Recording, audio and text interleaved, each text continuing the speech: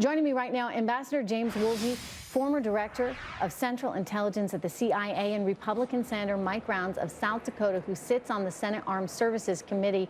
Good to have both of you here. Ambassador, starting with you, when we talk about advisors going in, what exactly does that mean? What are they going to be doing there? Well, it's useful to have the added advisors, and hopefully they will start going out with operational units at the battalion level and lower, and not just stay up at headquarters the way they have been asked to do so far. But this is of really modest importance. The key thing is being able to use air power, and we have used it very, very sparsely and in a very, very limited fashion compared to ways we've used it in the past. Well, I mean, that's a big deal. What you're talking about is something that Senator McCain has highlighted over and over again. Senator Rounds, listen to what your colleague had to say. He is very concerned about the ability to actually use air fire, or I should say our inability to do so.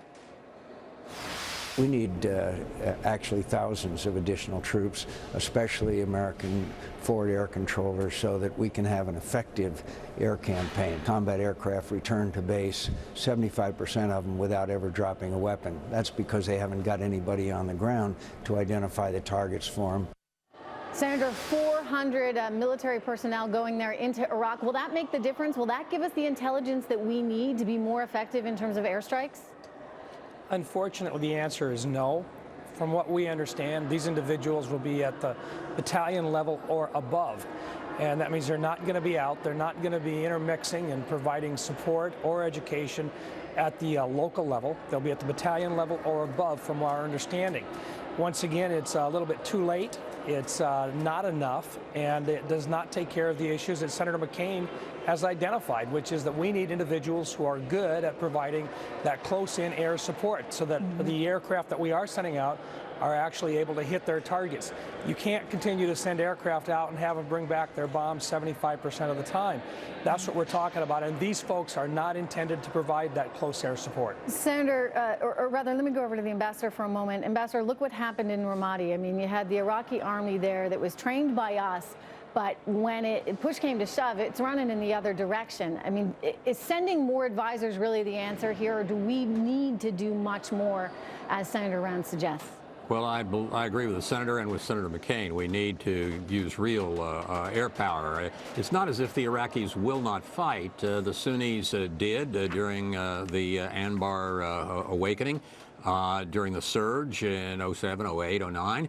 But we haven't put enough effort into making this happen. And as far as air power is concerned, back during the Kosovo in '99, and then in the first Gulf War back in '91, we were launching hundreds to thousands of sorties per day against the enemy.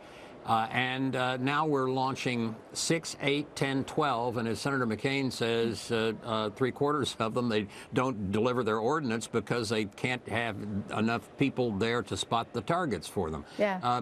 This is, I disagree about the administration not having a strategy. It does have a strategy. Its strategy is to stay with its narrative and not have many or any troops there, and to withdraw completely, even if they lose the war. It's not working. I mean, we're looking at, ISIS fighter ranks continuing to grow. Yeah. We got reports today that an additional 20 to 30,000 foreign fighters have joined ISIS right now. Let me share with both of you a recent poll that was done by Fox News that shows the majority of Americans are saying, you know what, do whatever it takes to fight ISIS. 57% of them favor using military strength. So let me just ask you, if public opinion is on the side of intervention and doing, quote, whatever it takes, and military experts like yourselves or like the ambassador there are telling us we need to do more,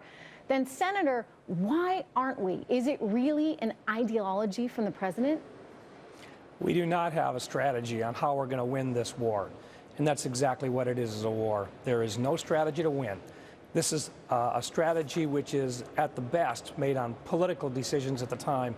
And it's about time we start taking a leadership role in the world again, and not based upon what the most recent polls are talking about. There is no strategy to take care of the problems that are developing in the Middle East. I mean, They I are am getting making the worse. point, Senator, that the polls are now on the president's side. So, Ambassador, you would think that he would use that momentum to maybe take the opportunity to strengthen our position over there. Well, maybe, but polls can turn around, and polls are not the right criterion. It's good when they're with you. It's a little bit of a problem when they're not. Yeah. But we need some decisiveness about winning the war, whether the polls this week or this month are with us or against us. Yeah. They are not I agree focusing on entirely. winning the war. All right, we're going to leave it on that note. Thank you so much, Absolutely. Ambassador Woolsey. Good to have you here. Senator, actually stick with me because we have more to talk about here today. Senate Majority Leader Mitch McConnell is taking on the cyber war. He's introducing legislation that wraps together cybersecurity with the defense bill.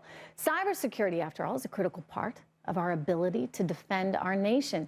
Now, just this week, the president making an ominous warning. Cyber attacks are only going to increase, he says. The warning comes on the heels of a cyber attack on government computers, including Army computers, and compromised at least 4 million former and current federal workers.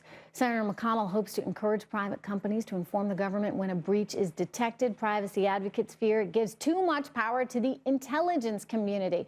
As I said, Senator Mike Rounds still with us, and I want to bring in Leo Hendry, managing partner of Intermediate Partners, as well as Vinny Troya, cybersecurity expert from Agladries. Senator Rounds, you support Mitch McConnell in this. Explain to us what you think this bill is going to accomplish.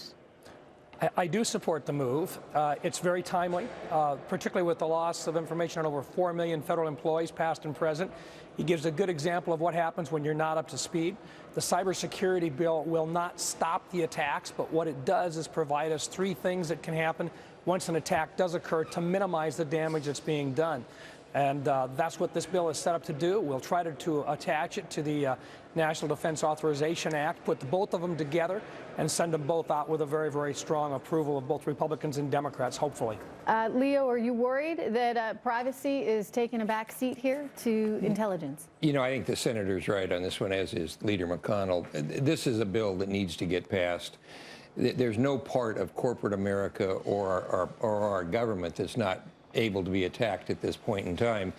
And what the McConnell bill does is shares information, shares insights to an attack on one company that might be beneficial to another. Mm-hmm. There are ways around the privacy issue. Senator Wyden, who's putting a stop on this bill, as the Senator Rounds will tell you, he's wrong on this one. We need the foundation of a shared sort of counterattack to the cyber hacking. This bill does a pretty good job of that. There are some rough edges on privacy that could be rounded off, Trish, but we need the bill. Vinny, over to you. You are a former hacker.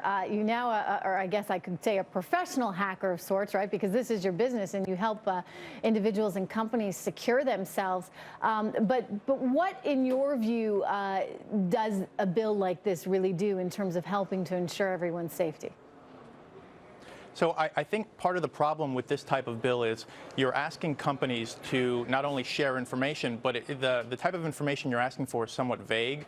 And essentially what you're doing is you're asking them to come forward and not only admit that they've been breached, but admit how they've been breached. And I can't really think of many companies that will volunteer that kind of information.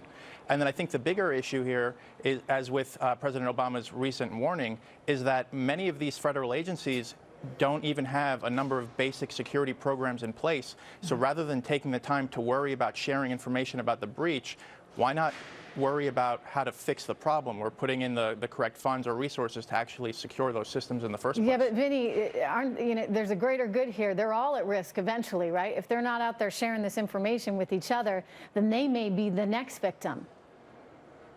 Well, exactly. Yeah, that's very true. The problem is you really have to look at the type of information that's being shared. I mean, it's a garbage in, garbage out type of situation. And unless you really have some of that core critical breach data, the information is going to be worthless. So you really got to be careful about what companies are giving. Leo, I know you wanted to jump in there, so go ahead. We don't know that it's garbage in, garbage out. What we do know is that a construct is trying to be established that when you hack one major institution in this country, that knowledge may help another institution that hasn't yet been attacked, whether it's the J.P. Morgan attack, the one of our federal employees the other day. There's no merit in holding back my problems from you so that you can avoid yours. I mean, we're all in this together, and it's not going to stop. And this would force companies to recognize that. Well, I think they recognize it. I think Senator To Rounds reveal it. Well, but I think Senator Rounds will tell you there's not been a structure in place to comfortably share. Mm-hmm. And what this bill will attempt to do is limit liability of sharing. But when you've been attacked, as J.P. Morgan has been at the top of the banking heap, as our own government was just last weekend, it's imperative that we share the attack. We're not sharing our corporate secrets. We're not sharing our business plans. We're sharing the fact that somebody came after us, and maybe what we learned might be beneficial to you. Because the reality is, it is so important to the defense of our country. This is very much a new kind of warfare. Thank you so much, Vinny. Good to see you. Senator Rounds, good to have you here. And Leo Hendry, Thank you. we're going to be talking a little bit later. All right, did a getaway driver